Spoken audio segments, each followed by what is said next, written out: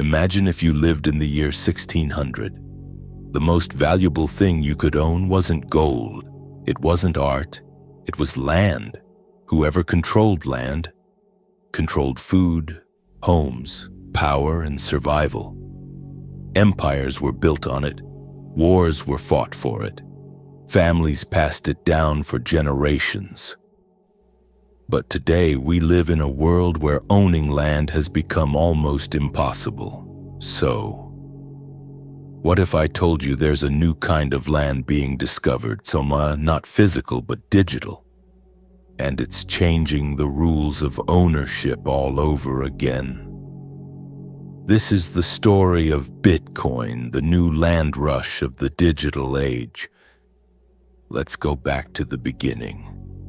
In ancient times, land meant life. The more land you had, the more food you could grow, the more wealth you had, and the more people depended on you. The Roman Empire measured its strength by the size of its territory. Feudal lords in medieval Europe ruled not by coins but by acres. Even kings borrowed from landowners because land was the ultimate collateral. Fast forward to the 1800s. The United States had the Homestead Act, where anyone could claim 160 acres of free land if they were willing to work it. That policy built entire towns, cities, and generational wealth. But that era didn't last. Eventually, all the land was claimed, and those born later had to buy their way in at higher and higher prices. Sound familiar?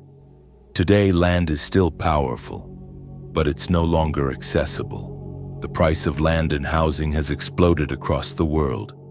In London, Tokyo, New York, Manila, it's not uncommon for an average home to cost 10 to 20 times a person's yearly income.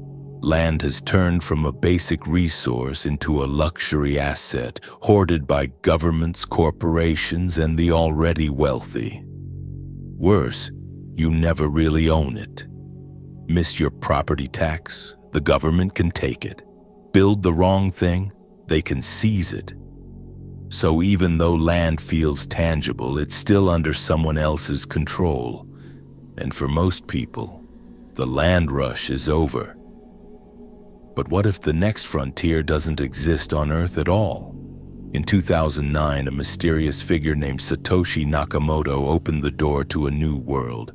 A world not of soil and stone, but of code and math. Bitcoin became the first digital territory where no one could be evicted, seized, or censored. It's finite, just like land. There will only ever be 21 million Bitcoins, just as the Earth only has so much land. But here's the twist. This land isn't divided by governments or fenced off by the rich.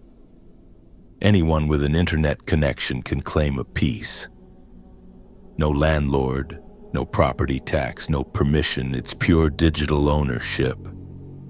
If you're learning something new from this, don't forget to like and subscribe. It helps the channel reach more people like you. In the physical world, ownership is enforced by force. In the digital world, ownership is enforced by math. That's what makes Bitcoin revolutionary. It's the first time humanity discovered a way to create digital property rights without needing violence or authority. If you own Bitcoin, your private keys are your deed. Lose them and it's gone. Protect them and no one, not even a government, can take it. That's a level of sovereignty that even landowners never truly had. Throughout history, every major wealth transition followed a shift in what humanity valued. In the agricultural age, land was wealth. In the industrial age, machines and oil became wealth. In the information age, data and networks became wealth. Now we're entering the monetary age of the internet, where Bitcoin is the new territory. And early adopters? They're like the first settlers. They staked their claim when the world laughed at the idea of digital land. But just like the pioneers of the past, those who saw the opportunity first reap the rewards later. We've seen this story before. The internet in the 1990s, real estate in the 1800s, gold rushes in the 1700s.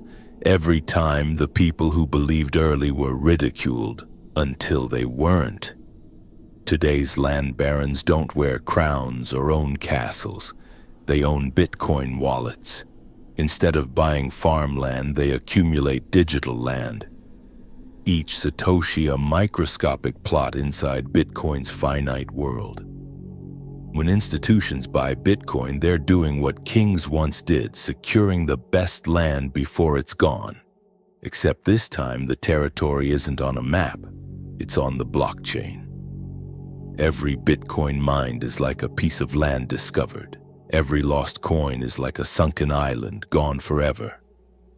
The supply keeps shrinking, the demand keeps rising, and the rush continues. So here's the question. If you missed the land rush of the past, the gold rush, the oil boom, the internet wave, will you miss this one too? Because the new world isn't being built on land anymore. It's being built in code, and those who understand that are already planting their flags.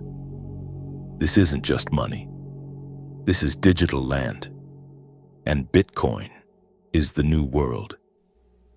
History doesn't repeat, it rhymes.